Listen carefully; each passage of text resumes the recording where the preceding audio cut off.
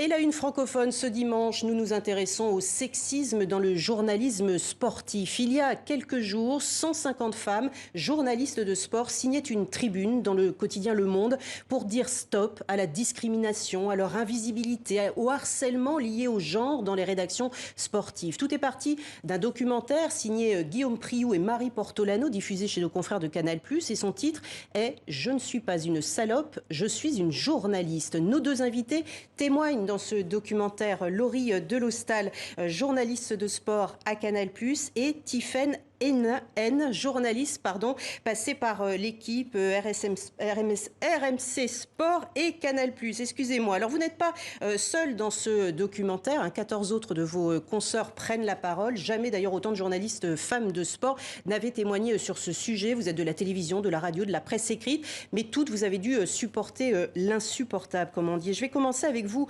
Tiffany N.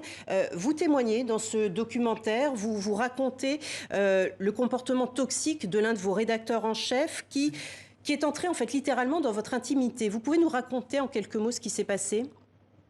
Oui, en fait, pendant plusieurs années, ce rédacteur en chef s'est amusé à présumer de mon orientation sexuelle pour ensuite s'en moquer publiquement. Donc en fait, pour lui, j'étais lesbienne et donc du coup, il faisait des remarques à propos de ça. Donc ça pouvait être des petites phrases sournoises et au début, je comprenais même pas où il voulait en venir.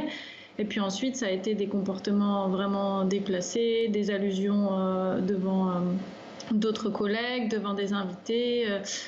L'événement qui a le plus grave, selon moi, c'est quand il m'a enfermée dans une salle pour pouvoir me filmer et il voulait que j'avoue donc que j'aimais les femmes et il voulait pas me laisser sortir donc tant que j'avais pas avoué ça. Donc moi, je lui ai dit que j'avais du travail, je voulais sortir, etc. Je ne sais pas combien de temps ça a duré, mais j'ai fini par dire oui, j'aime bien les femmes, j'ai plein d'amis, et voilà, j'ai pu sortir, mais ça c'est un peu... Les faits remontent à quand ? Est-ce que vous en aviez parlé avant ce documentaire ? Les faits remontent à maintenant, comme ça s'est étalé dans le temps, j'ai 30 ans et j'avais entre 21... Et 24-25 ans, c'est difficile à dire. Je ne sais pas exactement quand ça a commencé. Et c'est la première fois que votre parole se libère dans ce documentaire ? Non, parce qu'en fait, à l'époque, dans la rédaction où j'étais, déjà, j'avais des collègues qui étaient témoins, donc avec qui on pouvait en parler. Mais bon, ils étaient au même poste que moi, donc difficile pour eux d'agir. Il y en a qui ont vu, qui ne savaient pas trop comment réagir. Et à un moment, j'ai eu un entretien avec une nouvelle direction qui se mettait en place. Et eux, je ne sais pas s'ils avaient eu vent de ce qui se passait, mais il y avait eu un autre cas de harcèlement dans l'entreprise, donc ils m'avaient poussé à parler. J'avais longuement hésité, mais finalement, voilà, j'avais pu dénoncer ce comportement. Alors, merci Laurie Delostal.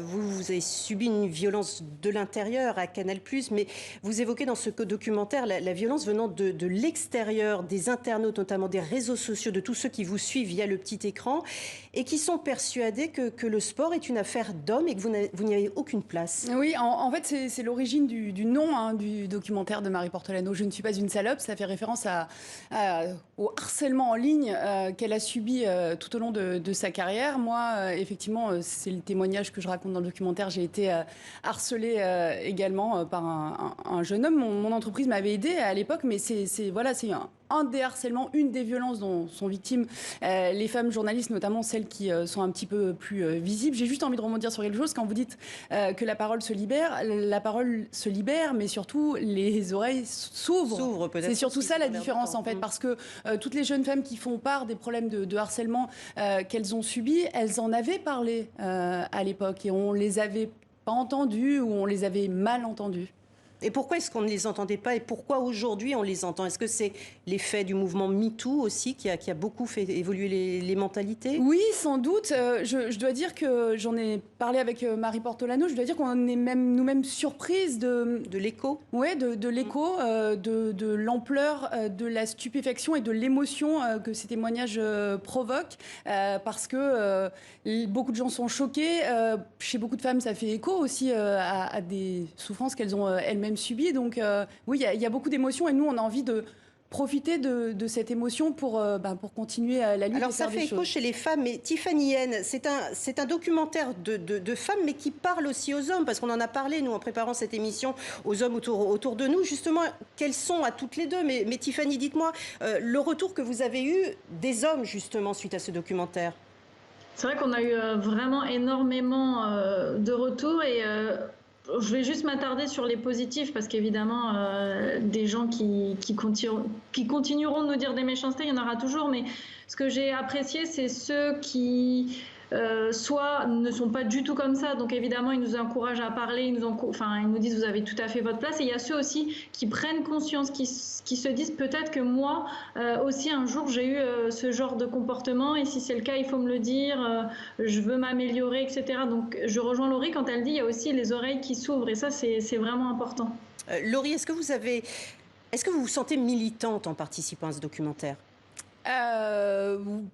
Oui, quelque part, oui. De toute façon, on l'est. Avec Tiffany, on a fondé un collectif. Donc, évidemment qu'on est militante. Le collectif Femmes Journalistes de Sport.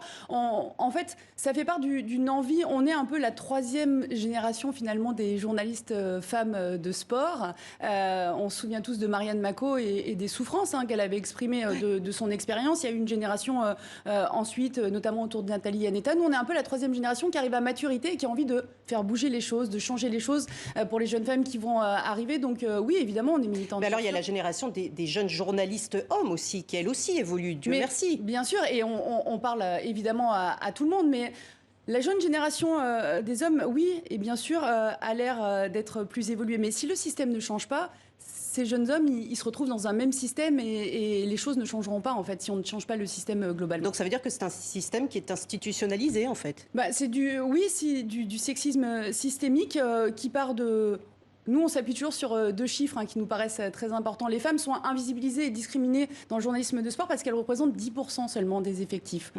Plus vous montez en gamme, on va dire, plus vous allez vers les postes de direction, là, il faut vraiment se battre pour les trouver. Ça, c'est vraiment important. La deuxième chose, le deuxième chiffre, c'est 13%. C'est la parole des femmes dans le domaine du sport et à la radio. Dans le sport. 13%. Très brièvement, il y avait une photo de Paris Match en 2016. On la voit dans ce documentaire. Je m'adresse à toutes les deux, mais Laurie Delostal, on vous voit sur cette photo. Ouais. Vous dites aujourd'hui dans ce documentaire que vous en avez honte, en fait, aujourd'hui, d'avoir fait ça.